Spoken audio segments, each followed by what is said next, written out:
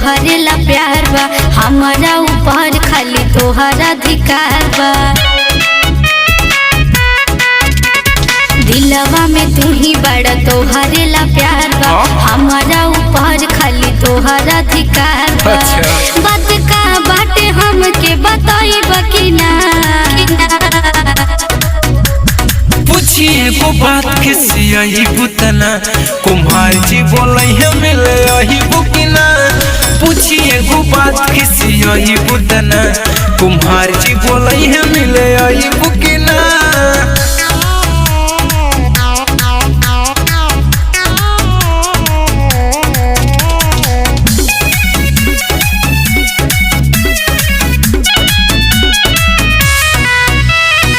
मिले जुले में बड़ा रिस्क बजानू, बोला का करब बहाना हो।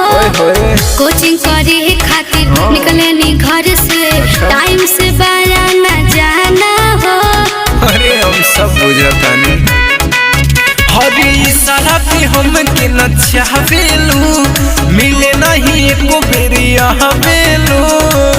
अपना मनवा के बोला मनई बकीना, पूछिए वो बात किसी आई बुतना, कुम्हार जी बोले है मिले आई बुकिना। पूछिए वो बात किसी आई बुतना, कुम्हार जी बोले है मिले आई बुकिना।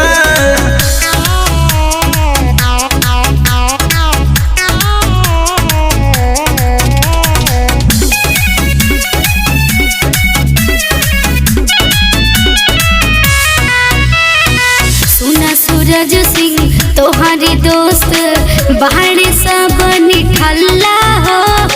आवे जावे में देख के हमके करे लागे ले हल्ला हो। ए जान तुहरा के हम न धराए दे, हम धीरे से घरे पहुँचाए दे हम हो।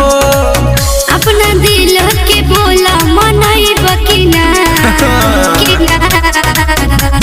पूछिए वो बात किसी आई बुतना, कुम्हार जी बोले है मिले आई बुकिना।